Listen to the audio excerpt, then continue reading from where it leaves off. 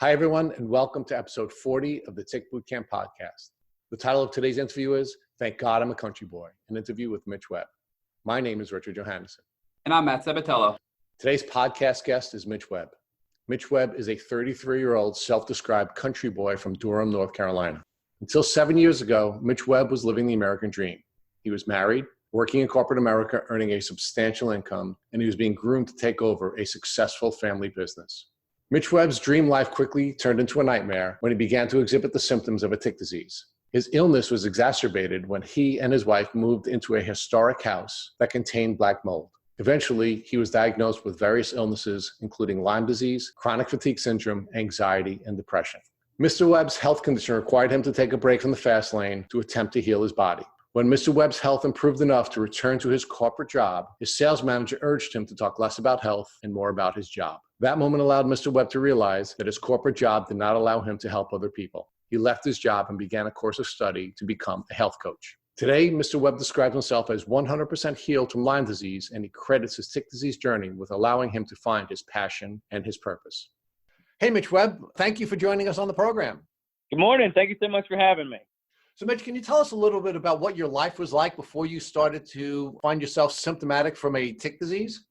So that was maybe 10 years ago. I was a normal college kid and quickly went into the workforce. I was a sales executive working for my family company, a large printing business here in Burlington, North Carolina. And, I was working with some of these big companies and, I was super stressed. I had a pretty large income. I had the perfect life, if you will. Just married my beautiful wife, was in line to take over the business, had the nice expense count, the company car, and preparing to build my dream home with my wife. So, everything seemed to be going in the right direction, and I was set up to win. And then I got Lyme and had to kind of take a break from life in the fast lane and really look at how was I going to heal my body. And ultimately through that, I was able to find out who I was, what I was made of, and my path and purpose in life. All right, so Mitch, we're going to walk back a little bit to when you first started showing symptoms. Can you share with our listeners how your symptoms began to develop? How did you know you were symptomatic? So I guess I need to back up a little bit before the Lyme, and I've got to give you guys the whole story. And so Lyme was, we talked about earlier, before we got on the podcast, we were talking about Dr. Rawls and, how your pot boils over. And so my pot started when I was traveling through Europe in college, and we were up partying one night, and I fell out of a window and hit my head really bad. I fell 2 stories, had a traumatic brain injury. Okay, so I was young and dumb, and I didn't really seek out any help. I didn't realize how hurt I was. I started having out-of-body vertigo experiences, and I started having panic attacks. Didn't even know what that was, and I soon quit sleeping. I had an autoimmune breakout in my entire body. I had plaque psoriasis. When I got home, they said, hey, you got a little bit of Dane Bramage, but they sent me home on my way. Soon after that, started taking antidepressants. They're not really antidepressants, I guess sedatives, benzodiazepines, and things like that. And I didn't even know what those were at the time. So then I get into the work world, the workforce, and I'm adding more stress and more stress. I started taking more of those sedatives. And then I moved into a house that had chronic black mold in it. I had actually found the paleo diet around that time and started improving. I was doing neurofeedback. I was doing lots of really good things for my brain. And I was actually about ready to get off the benzodiazepine. And when I moved into the house of black mold, about 3 months into it, I completely quit sleeping at all. So, there wasn't a single medication that could help. I started losing my mind, it felt like. So I had all the symptoms of Lyme. Now, at the same time, this also coincided with a camping trip where I was bit by several very small ticks. And so, I've been bit by ticks my whole life. But, I was a country boy, grew up out in the country, and I, never really thought about it that much. And, I quit sleeping. I'm having memory issues. My joints are really bad. I would get lost in traffic, stuff like that. How do you believe the tick bite experience impacted the overall boiling pot that you seem to be exhibiting in your lifestyle and life events? I think that was the straw that broke the camel's back. You know what I mean? So living in the mold, I think, suppressed my immune system enough that Lyme could come out. So if you were to test my blood now, and I've had this said by many doctors, is that, if you look at it, it looks like my immune system has definitely come into contact with it, but it's overcame it. So we know that mold symptoms and Lyme symptoms are very similar. And I think that because the mold suppressed my immune system, the Lyme was able to come out as well.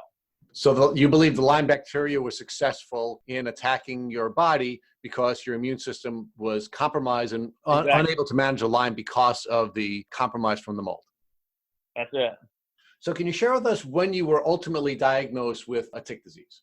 So I think I moved into the house around 2010, so I was about 24 years old, and then I was diagnosed maybe 2 years later at 26. So I started reaching out to different friends and family, and I had a health coach that I worked with, and the neurofeedback that I mentioned earlier, I was going there to get some help with my brain. And the lady there is just kind of coincidence, like she was my angel. She goes, "Hey man, the symptoms that you're talking about really sound like Lyme, and I've got Lyme, and there's an integrative doctor here in town that you need to go see." And so I worked with the integrative doctor for a year or two before we ever figured it out. And they thought I had cancer and MS and all kinds of stuff. And so we had to, kind of pull that apart until we figured it out and got diagnosed. So, Mitch, was it tick bite prior to your traumatic brain injury on vacation in Europe? Well, I had tick bites my whole life, but I'd never had those really tiny ticks that bit me. And from what I understand, they're more prevalent with Lyme. And so the head injury maybe was 3, 4, 5 years prior. So can you walk us through, Mitch, the progression of your symptoms up until your diagnosis? Yeah, I think the main thing for me was sleep, anxiety, joint pain, and brain fog. Having issues after the head injury to, cleaning up my diet and starting to see some new benefits and starting to sleep better. And then after being in that house for 3 months, I quit sleeping altogether. And about that time, I've always been into exercise, and I was starting to get into it more heavily, and my joints just started getting more and more painful. And I had a group of guys that I was working out with, and after everybody, we'd all have breakfast at my house after a workout on Saturday morning, and I would be in the floor laying on ice thinking that, every time you work out, you've got to be chained to ice for 3 to 4 hours. Not to mention the brain fog. I began walking into the kitchen and not knowing why I was there. And I would be driving in traffic and in my hometown that I grew up in my whole life, and I didn't recognize where I was. I already had a little bit of anxiety, but it seemed like nothing could help me. So the medication that I was taking at that time didn't do anything for me. And so I noticed just an increase in symptoms across the board. You got diagnosed in 2012 by your neurofeedback doctor. What was your plan once you got a diagnosis? I got the diagnosis, and I began doing a series of herbal antibiotics. So I was taking, things like Cemento and Cat's Claw and Death Bio and these different herbal antibiotic tinctures where you would go up to 10 and down to 1. And, I remember thinking that one was gonna do it, and that, it was so bad the first time I did it to die off. The Herx reaction symptoms were so bad that, I figured, okay, this is only going to happen once. And, I had to go through a series of those over the next 2 to 3 years, doing one a month, and some being, more stressful than others. And sometimes I get the feeling that maybe I added a little bit too much stress to my body. So, Mitch, can you talk about how many doctors did you see before getting a proper diagnosis? I was going to my general practitioner who was clueless. I worked with a health coach who was, looking at my gut, and they kind of pointed me to somebody else. This neurofeedback lady was just ended up being a really close friend, and ultimately she's the one that sent me to the integrative doctor. I went to the integrative doctor literally to help me get off of medication. I was saying, hey, I'm taking this stuff too often. I don't want to be handcuffed to this for the rest of my life, and I need your help. We had a really long conversation. It's probably a 3-hour intake, and they're like, we don't think you have anxiety. We think there's something deeper.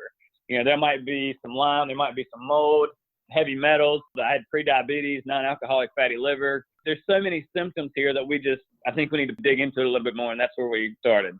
So were there any conclusive misdiagnoses that you were given prior to the ultimate Lyme diagnosis? Yeah, I would say that, one thing we said, your symptom cloud is so big that we can't really pin down exactly where this is coming from. And, if you're familiar with Dr. Dan Pompa, he talks just like Dr. Rawls. He talks about your cup and your cup's overflowing. And I think all of those symptoms and life circumstances were adding up to the big picture of what I was dealing with. Lyme was just a piece of that. What ultimate test did you get to diagnose you with Lyme? Was it a blood test?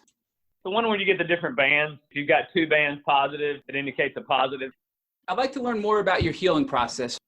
I was really into bulletproof coffee and the bulletproof diet. And at the same time, I was following Dave Asprey, and I'm in the doctor, and they're like, hey, we think you might have some mold as well. And I'm like, there's no way. I was renting a 100-year-old house. I didn't know it. It's a beautiful house, but it just didn't look that old. And so I leave that doctor's appointment, and Dave is doing a giveaway for his at-home mold test. And so I get a mold test done. We realized that there was more mold on the inside of the house than the outside of the house.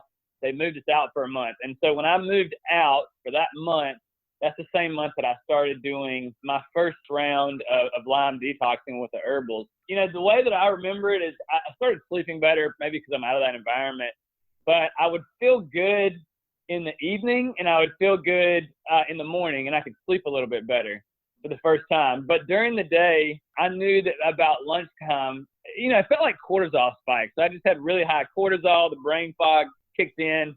You know, my way of combating at the time, which, you know, I don't agree with, was I found nitro coffee. So I was doing 200 to 400 milligrams and pumping that in the morning so that I could remember my name after lunch.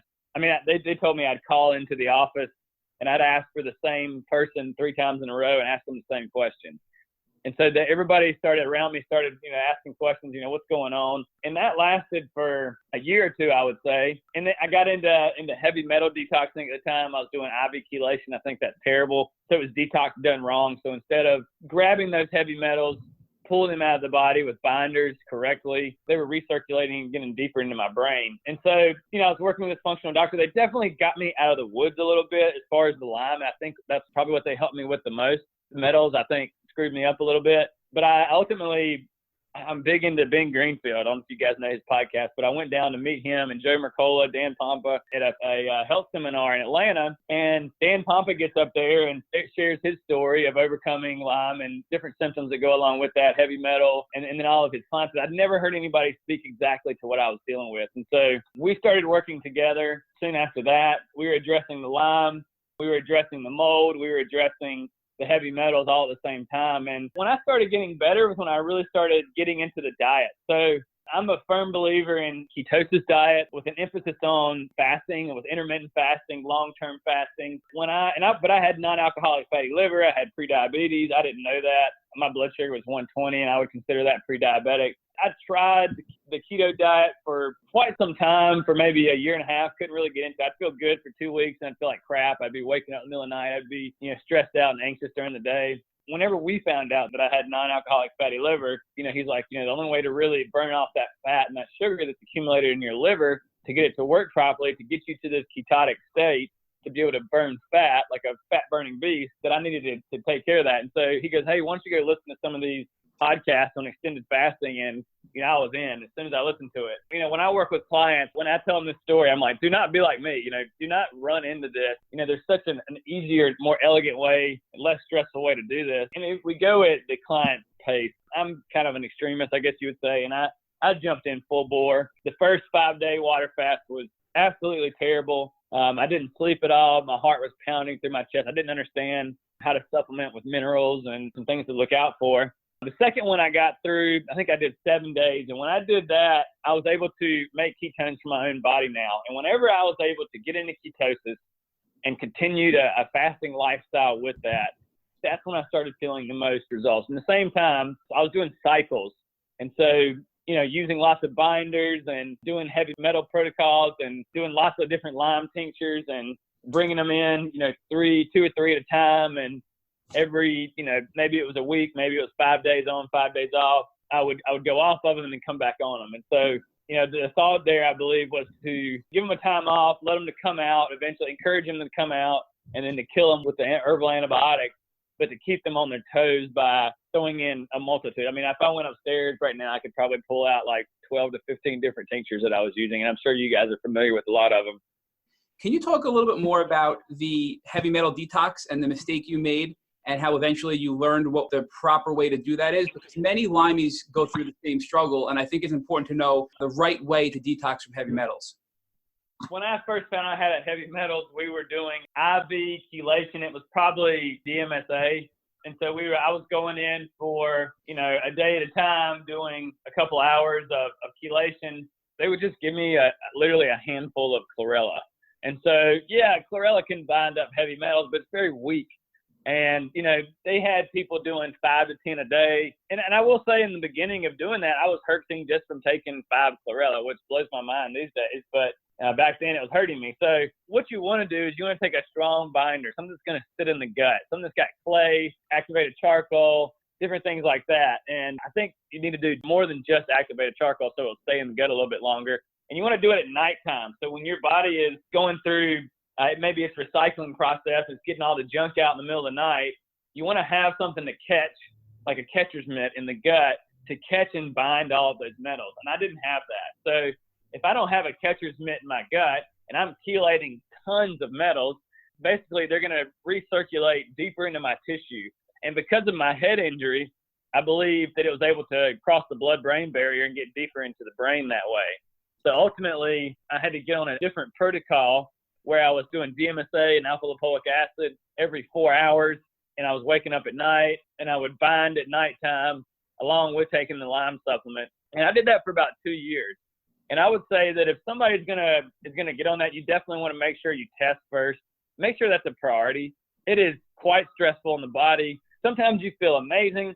Other times you just feel like you've got Lyme again. You know, it was absolutely terrible. You know, sleepless night, lots of stress, high cortisol. But other times that cortisol felt good, to be honest. And just here in the past year or so, after doing 3 years of that, I learned an easier way to do it. So I use a product called Vitality Drops, and I went from feeling like I'm handcuffed to this heavy metal detox to doing something that's a lot more mild. Now, I still, if I go a week without having the Vitality Drops, which is, I hate saying this word, tinapotolite, I can't say it. It's going to bind to the metals. And it's also getting all kinds of mold and other toxins and BPAs, plastic, stuff like that. So I went without taking that for 7 days. And I remember this happened maybe a couple months ago. And I had a men's group that I was going to once a month. And, you know, we would share, you know, a homework assignment. I think we were talking about the blue zones. And so I had to come in and share my topic. And I hadn't been sleeping. I was feeling like I had my old symptoms come back. And that really scared me to death. And I didn't know how I was going to be able to share this homework assignment. I couldn't use my brain. But luckily, someone brought me the Vitality Drops while I was there. I wasn't even thinking about this. Took 20 drops, and I wouldn't shut up. I led the meeting. I couldn't quit talking. I got my brain again. And I was just so passionate to learn that. And, you know, I'm still on it today. So, Mitch, those are called Vitality Drops for our listeners? Vitality Drops, yes. What else did you do to treat your Lyme disease and manage your herxings? You know, I was also doing lots of liver gallbladder flushes. Funny enough, I'm actually preparing for one of those right now. I'll be doing a 7-day liver cleanse followed by a liver gallbladder flush at the end. Just because of all the toxins we're pushing through the liver, getting the Lyme, getting the mold, getting the heavy metals out, I felt like that was necessary. Other than doing the herbals, you know, I was doing lots of sauna, infrared sauna, red light therapy. I got really into cold. And so using cold, it really activates the vagus nerve, can reduce inflammation, so it helped my joint. There was a point I used exercise, high intensity exercise. I used to pound my body. So if I was stressed, I felt like I needed to add more stress. And that was kind of my motto for many years. And then there was a point when I wasn't able to use exercise anymore. I had to really get into meditation. And that's been one of the most transformative things. You know, going from a high school football meathead to a practicing monk, if you will, was quite the change for me. But you know, I use Wim Hof breathing through a breathing practice and a cold exposure is able to help people with lots of chronic illnesses. I really got into that because I couldn't work out. I was really into neurofeedback. So hooking up my brain and working on the different frequencies, acupuncture, the multi-day fasting, the ketosis. Amp coil is something that I've used recently. It has Rife technology, PMF, and a Tesla coil. That was very transformative. And then big on CBD. Obviously, I took a million supplements. I was doing IV brain detoxes, grounding, getting my bare feet on the ground, EFT, tapping, that kind of thing. Big into binaural beats. And then the mindset. Mindset was probably the biggest part.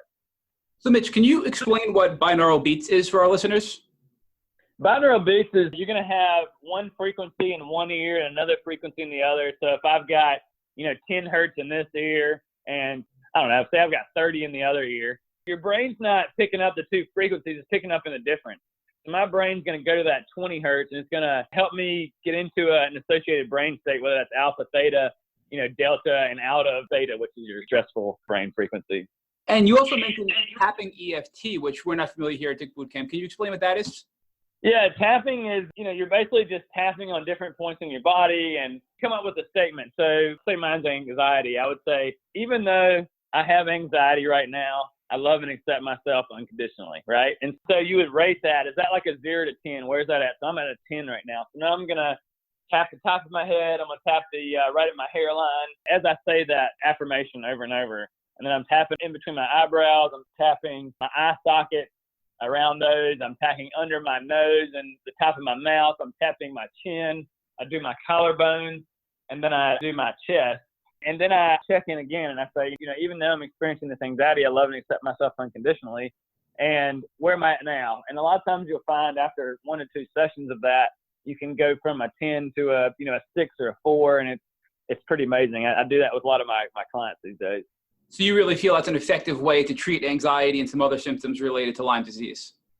Yeah, I think it's just, entrainment and pulling the mind out of the body. So just finding ways to get out of your own head. You mentioned AMP coil earlier and the PEMF technology. That's something that we had discussed with Dr. Rawls and some of our previous guests. Can you talk about how effective that was for you and if it helped you in your treatment? Yeah, I think it's what kind of like the final straw for me. So this is only the last couple of months. When I moved to Durham, I just moved to Durham in December. I was still in a really bad place. And by January, I met a doctor who had an AMP coil. After working with so many doctors and spending so much money, I was really apprehensive to reach out to anyone. I didn't feel like anybody understood where I was at and could meet me where I was at because I felt like I was so deep into it. But I needed to shed that last skin, right? I needed to get out of that mindset as well.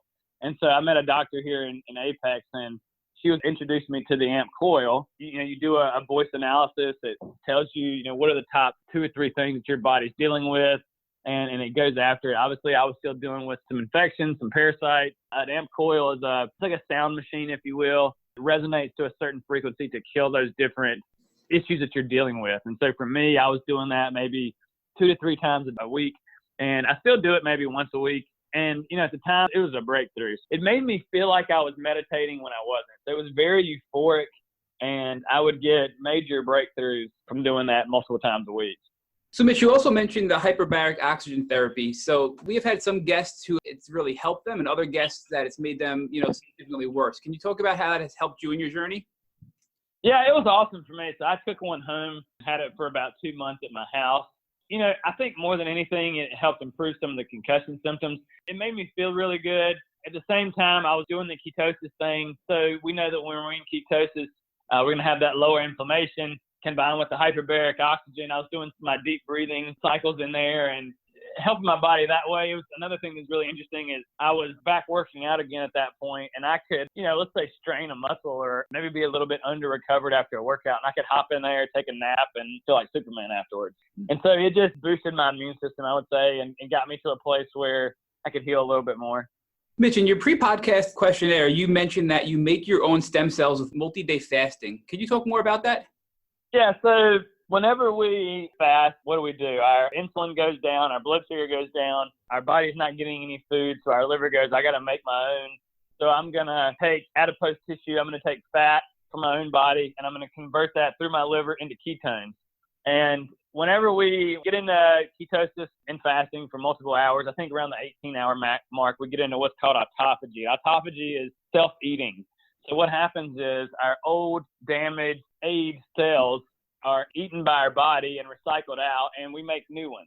And so what kind of happens is you have these senescent stem cells that after, I think day 4 is maximum growth hormone. Day 5 of water fasting is when you get maximum autophagy, cellular cleanup, cellular repair. And so your body's taking out the trash and making new, more dense mitochondria, new cells. And so that's how I make my own stem cells that way, through intermittent fasting and multi-day fasting. So Mitch, after you had these hurdles with your healing plan and adjusted your plan to feel better, you really made some significant progress. How are you feeling today? I feel amazing today. I've got my life back today. For the first time in 10 years, I'm sleeping again. I'm able to. I was just last night when you guys reached out to me. It was 10 o'clock and I was out past my bedtime. I was at a concert. I remember last night I was just standing there and I couldn't believe that I was at a concert and I was able to say yes last minute, and even saying yes to this podcast last minute. So, I put my life on hold for a long time and I'm finally getting that back. It's just really exciting to do things again. And now I feel like I have a duty. The reason I feel like I'm here is to help other people. And so, I went from working in the 9 to 5 corporate American job to open up my own health coaching practice. Every day I get to do what I love, and I get to see amazing people have amazing transformations, and it's been amazing. So I'm doing so much better. So Mitch, can you talk about how that evolved and how you're helping others overcome the obstacles that you faced and not make the same mistakes that you faced? Yeah, it started by, going to the Lyme doctor. I would go and I would sit in the patient room and I'd see people in some really tough situations. And, I knew I was going through a lot too, but I never felt like I was going through as much as anybody else. I never really identified with Lyme that much. I didn't want to go on the forums. I didn't want to see other people's symptoms. I didn't want to put that in my head. I just wanted to focus on healing and helping my body any way I can. Like I said, I had lots of modalities and things that helped. It's never one thing, it's everything. And so, I just wanted to give back even at that point, and I would be sitting in there and I could tell these people didn't want to talk. It just felt like crap. I felt that way too. And so I just started making small talk and, hey, how are you doing? What are you going through? Oh, I'm dealing with this. And I go, oh yeah, I felt like that too. You need to try this, this, and this. Have you tried a miracle bath? Epsom salt bath. Have you tried sauna? Have you tried cold exposure? Have you heard of this bulletproof coffee? Have you ever tried the ketosis diet? I would reach out to these people and I'd stay in touch with them. And, when I felt good, I'd call them and I'd try to give them some motivation. And ultimately they did the same thing. And that just really resonated with me. It filled me up, made me feel good. And I was really getting into the health stuff and I was learning as much as I could. I was probably listening to 4 or 5 podcasts a day at work. I remember my sales manager going like, hey man, can you talk a little bit less about health and talk a little bit more about your job? I was really upset at that. And I realized too at the same time, these people aren't serving me, that I want to help others. And so I met a really cool chiropractor at the time. And I would say ketosis was a fringe diet at that time. It wasn't like it is today, and it's like the Goldilocks of the health and wellness community. And I met this doctor who was as crazy as I was. And so I could tell by how fast his brain was working and how fast his speech was and where his cognitive function was and how much energy he had. I'm like, you're in ketosis. And he's like, yeah. So you're taking ketones. And he went, yeah. And so I'm like, we got to talk. And so we just started nerding out together. And I really was into all these different modalities that I had learned, the hot, the cold, the red light, the infrared, compression, float therapy, flotation therapy, all this stuff. And so I'm like, I'm in this corporate job, man. It looks nice on the outside. I'm coming in these nice business suits to get an adjustment. He's a chiropractor. But I'm dying inside, man. I hate this. I want to do what you do.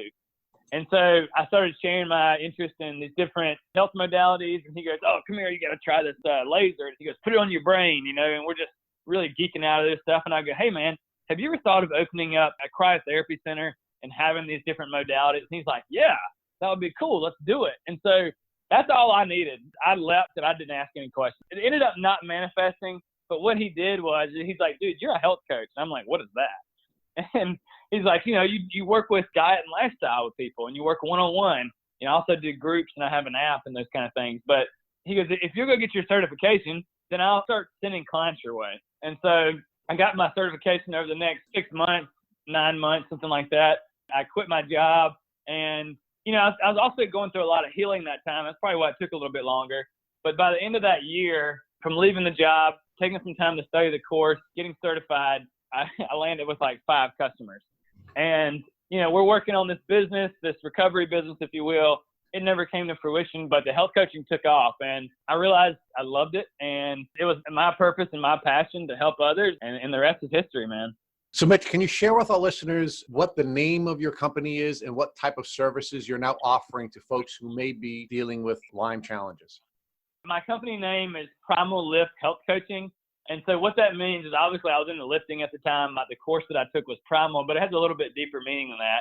Using primal ancestral eating and lifestyle choices have helped humans for hundreds of thousands of years, our ancestors, applying those known modalities and applying that to the modern society where, we've got all this convenience and we've got food on every corner and we've got, fake food and all these things.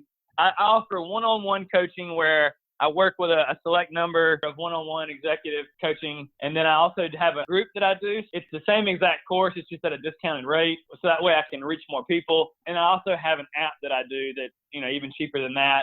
If somebody just wants to follow some videos and go through it and doesn't need the one-on-one assistance. So Mitch, if one of our listeners was in the throes of their tick disease, what would you recommend that they do to begin a relationship with you? All you'd have to do is reach out to me on Instagram at Coach _Mitch Webb. send me an email. My email is k.mitch.webb, W-E-B-B, @gmail. Reach out. Let me know that you're interested. So anybody that's listening to this podcast can call and give them a free hour, and we'll just talk about what's going on. And I'll tell them my approach to things and what's helped me and meet them where they're at. And so based on where they're at, kind of give them an idea of where they need to go and, give them some resources to check out, podcasts, books, that kind of thing. And, if they feel like they need some more one-on-one help, then that's what I'm here for. So, Mitch, do you think the recommendations that you would make for a potential customer who is dealing with Lyme challenges, would your advice be different if they were in the acute phase of their infection rather than the chronic phase of their infection? I think anything that we can do to manage stress and to work on the mindset of maybe looking at like the warrior's journey and realizing that we have a challenge ahead of us and we've got to rise to the challenge. Really, you've got to do everything perfect at that stage, but without stressing the body too much. So how can we reduce stress, reduce inflammation, clean up your diet? I think diet is such a strong treatment and a great place to start, but we've got to go slow and we've got to meet you where you're at. I have clients for the first week, we're just drinking clean water and putting some electrolytes in it and, getting our bare feet on the ground twice a day and getting out in the sun and, maybe doing some breathing exercises. A diet should taste good. And when I first started doing this, I would pinch my nose, make the nastiest smoothie with every superfood on the planet in there. And sure, that was probably beneficial, but it didn't have to be done like that. Food should be enjoyable. It should be fun. And you shouldn't be hungry and starving yourself either. Mitch, we noticed that yesterday on your Instagram account, you posted something about ketone salts and how they really, I don't want to be dramatic, but sort of change your life and help reduce inflammation and reduce your anxiety. Can you talk about what those are and how it really helped you? Absolutely. Yeah, ketone salts, they're bound to different minerals like sodium, potassium, magnesium. And when you take them, similar to, when you're in a ketotic diet, when you're restricting carbohydrates or fasting, your liver's going to make ketones. But this is a way to take them exogenously. So you can make them endogenously through your own body. You can take them exogenously. And so what that's going to do is it gets around the Krebs cycle. You're able to use this as a fuel, and it's an alternative fuel for your brain, your heart, your muscles. It's utilized just like glucose, but at a less oxidative, less inflammatory state. And so when I took these for the first time, it was amazing for me. Now, not everybody gets the same results, but for me, it was like the lights came on upstairs for the first time. My brain turned on, my anxiety was gone, my focus was there, my word recall was on point. And they're also a signaling molecule to the body to reduce the oxidation and inflammation. So it helped my joints, my memory, everything improved. And so from there, I'm like, I got to figure out what this diet is and continue to use these ketone salts. I took one before I got on the call with you guys. I'm doing a disservice if I don't use it because my cognitive function and my word recall is much stronger that way. Knowing now what you know, if you woke up tomorrow morning with a tick biting you on the leg, what would you do? I would try not to freak out, man. I would remove the tick to get it to release in a way that the head doesn't come off. But ultimately, and most importantly, I would try not to freak out. So our mind is so powerful, and we create our future reality with our thoughts and our emotions today. If I'm just telling myself that I've got Lyme again, if I'm focused on that, I can manifest that with my mind. That's the most important piece. And if I can expand on that a little bit, I think ultimately that's what got me healed in the past couple of months is realizing I treated myself like a victim. I was a victim for so long, and I was in that state for so long that I took on that identity. And once you get clear on the negative thoughts that you're telling yourself and the negative emotions that you're feeling, you can really see how we create our future with that. And so I think if we get clear on what we do want and the emotions that we expect to feel when we reach those goals, so we don't ask for that out of a place of pity or sorrow or hope, we know that it's already happened. So if your brain thinks the event has already happened, it is going to manifest that future for you. So a quick visualization that I do with a lot of my clients is everybody close their eyes. I've got a lemon in my hand. And you can see the lemon, you can see the bumpiness on it in your mind. I'm going to cut that lemon in half, and it's going to spray on your face a little bit. You're going to start to smell the citrus. And then now I'm going to cut it into quarters. And together, you and I are going to take this lemon and we're going to bite down on it. And so when you bite down the lemon, you know what it tastes like. It's really sour. It's a little bit sweet. The juices are running down your mouth. And now you open your eyes. And most of the people are going to say that their mouth started to salivate. And so that exercise right there shows us how powerful our thoughts are and how important it is to stay positive. Even if we're going through the storm, focus on the person that you want to be. A lot of times I ask the people that I work with, what does the new you look like? In 6 months, we've worked together. You've made lots of changes. You've done everything right. What does that look like? What's that feel like? And that's what you got to stay focused on. So, ultimately, just chill out and roll with the punches. We're going to have to deal with it one way or another. And, getting worried and upset about it is just creating the wrong result, I believe. Thank you for listening to the Tick Bootcamp interview with Mitch Webb. To our listeners, we have a call to action. First, if you'd like to learn more about Mitch Webb and his tick disease journey, please visit his Instagram at coach_Mitch Webb or his website at www.primallift.com. That's PRIMALLIFT.com. Second, if you enjoyed this episode of the Tick Bootcamp podcast, please share it with your friends by using the social media buttons you see at the bottom of this post. Third, the Tick Bootcamp has created a Tick Bite blueprint that is inspired by the information that has been provided by past guests on this podcast. We urge you to visit our website at www.tickbootcamp.com to view the blueprint. Please note we would appreciate any input or improvements you would like to offer. Fourth, don't forget to subscribe to this podcast on iTunes, Google Play Music, or Spotify to get the automatic episode updates of our Tick Bootcamp podcast. And finally, we thank you, our listeners, for your past comments. We would appreciate you taking a minute to leave us an honest review on iTunes, on Instagram, or on our website. We make it a point to read every single one of the reviews we get. Thank you for listening.